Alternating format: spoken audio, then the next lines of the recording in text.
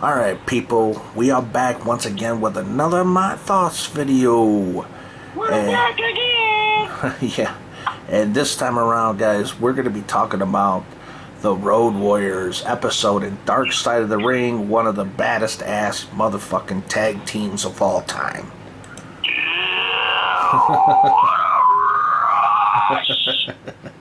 Hell yeah. I love that, dude. That was cool. When you heard that, Yeah. you should be already thinking, oh God, I'm in trouble. Yeah. I mean, those guys were legit badass motherfuckers. You want to talk about the ultimate alpha males? These guys were it. You know, the Road Warriors, also known as the Legion of Doom, were professional wrestling tag team wrestlers. Man, they were tough motherfuckers, man. They were tough. Yeah, oh yeah, they were tough guys, dude. You know what, Yeah. though? Tell you what, they looked funny as hell, though, in their original outfits. Oh yeah. I remember seeing that. Right. The guy said it best. They looked like they were straight out of the Village People. Yeah. Well, that happens sometimes when a wrestler's trying to find their way. They don't get it quite yet, and then eventually they get the right look that matches them. You know. Yeah. But I'm saying, can you imagine the Road Warriors going through their entire career with that Village Yeah, People no, look? that wouldn't have worked for them. They wouldn't have lasted. No, It wouldn't have worked. They would have been like, they'd have been like that damn, what was that tag team? Everybody thought it was cool, but then they Right. were the shit because their look was stupid as hell. Well, yeah, and that episode of the Dark Side of the Ring was pretty good. I felt like though it should have been longer because I felt like there was so much more they could have like gotten into. Yeah, I talked about they didn't talk about how in like '97 how they came back and became shit, and they didn't talk about how Road Warrior Hawk broke Henry Godwin's neck with the damn Doomsday device. Right. And they didn't talk about it. They didn't talk about when they. One thing I wish they would have talked about was when they came back in like 2000 and they had Sonny as their manager. Oh yeah, they totally left that one out as well. And also, when they got into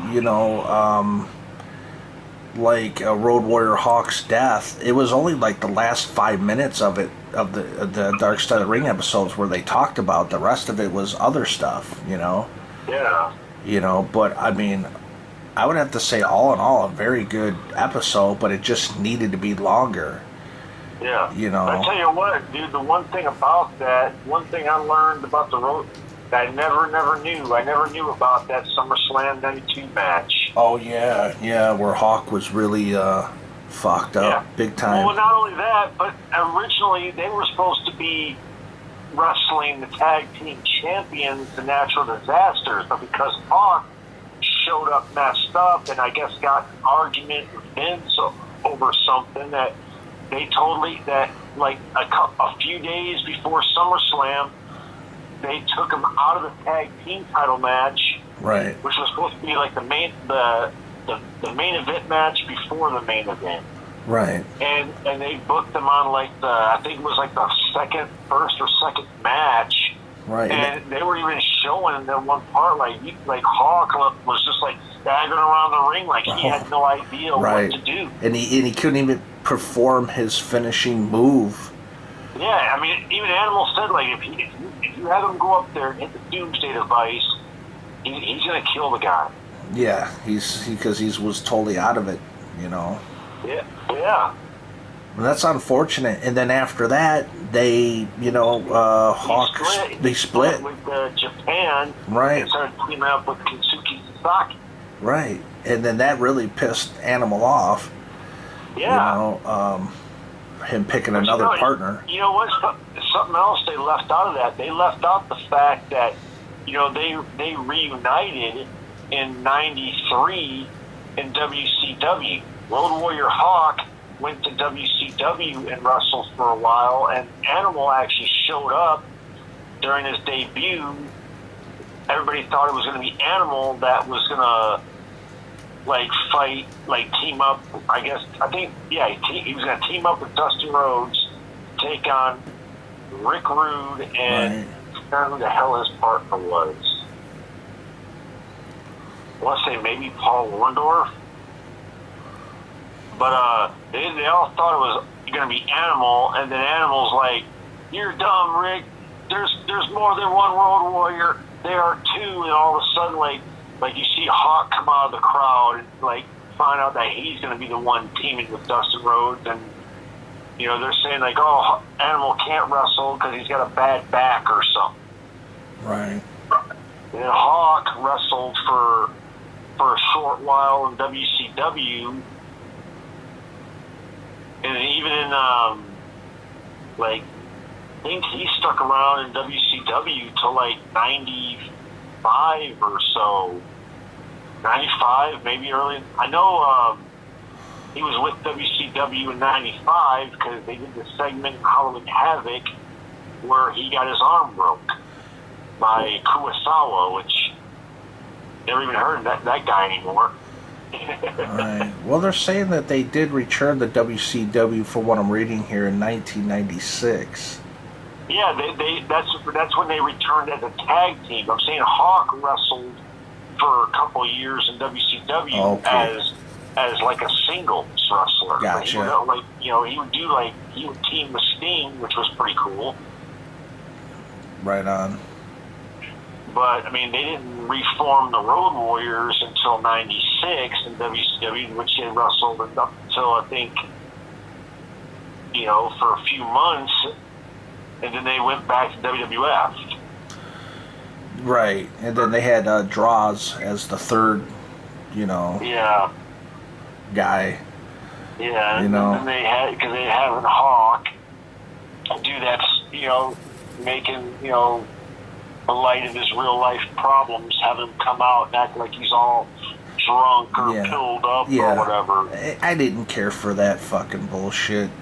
I didn't care, like especially when they did the fucking stupid angle about, have Hawk climb the Titan Tower or the Titantron and be like, I'm gonna jump, he's no good. And he gets pushed. Yeah, and it's like, no, it was like right after that, like the angle was dropped, and they never said like, okay, did Hawk survive? Did he die? What the hell? What the hell happened?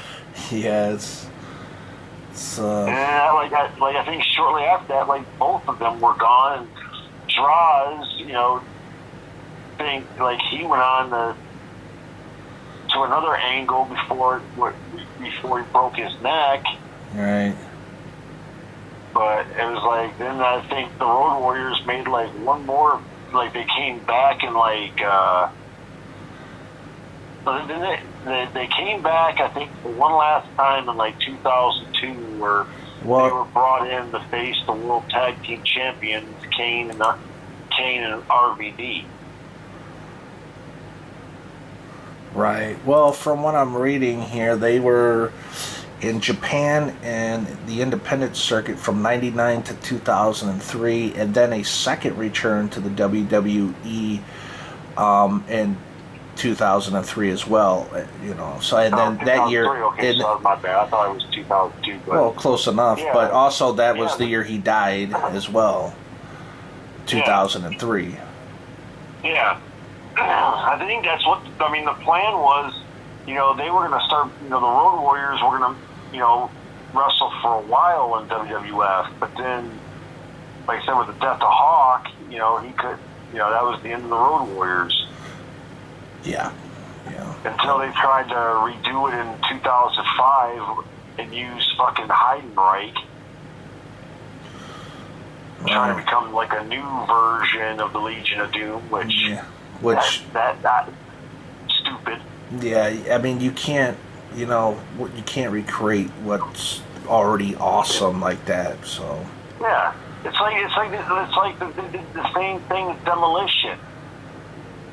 I mean, like they had Axe and Smash, and then like they took Axe out and put Crush in there, which just wasn't the same.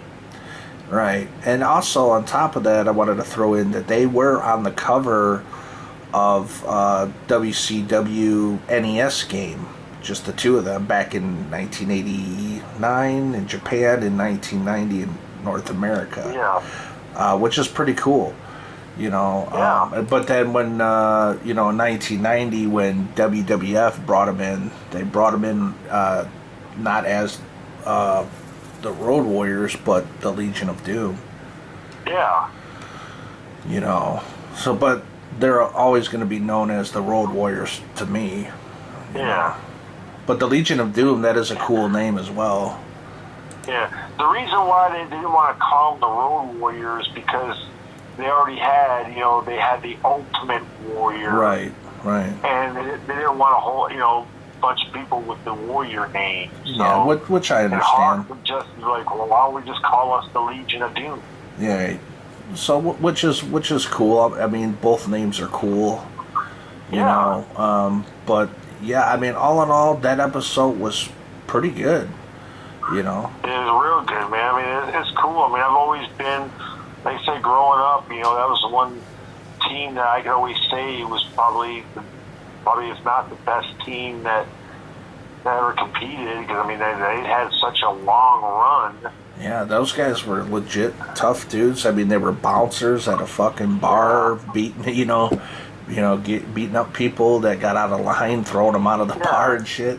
Well, like they were saying, you know, Hawk was the one that just loved to fight. You know, I mean, Animal was the same way, but he actually had more of like a head on his shoulders. Like he knew, like, well, we don't have to just beat people up all the fucking time. You know, especially in wrestling, like they want to make it, you know, the matches look good. You can't just go in there and just beat the hell out of people. All right. Well, I mean, he did say he was always on edge. You know.